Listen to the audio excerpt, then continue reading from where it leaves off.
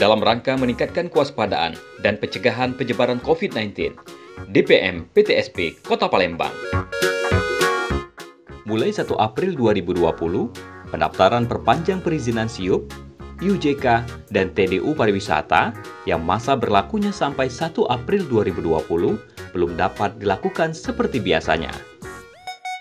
Sebagai ganti dari hal tersebut, DPM PTSP Palembang akan menerbitkan surat keterangan bahwasanya izin yang mereka miliki masih bisa berlaku sampai dengan tanggal 1 Agustus 2020. Surat keterangan bisa didapatkan dengan cara melakukan pengisian formulir pada website resmi DPM PTSP Kota Palembang, yakni dpmptsp.palembang.go.id.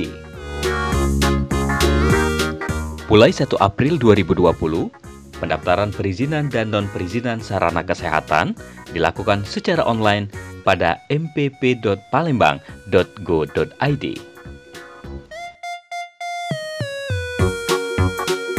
Izin sarana toko obat, izin sarana apotek, izin sarana optikal, izin operasional klinik kecantikan, izin operasional laboratorium klinik Pratama,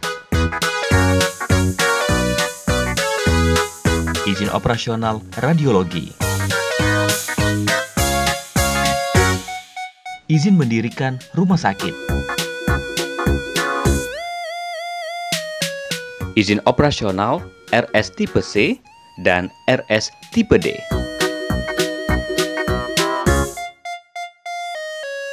izin operasional klinik hemodialisa, izin penyelenggaraan pelayanan balai pengobatan atau klinik, dan izin panti sehat. Pesan ini disampaikan oleh Bako Humas Kota Palembang dan DPM PTSP Kota Palembang.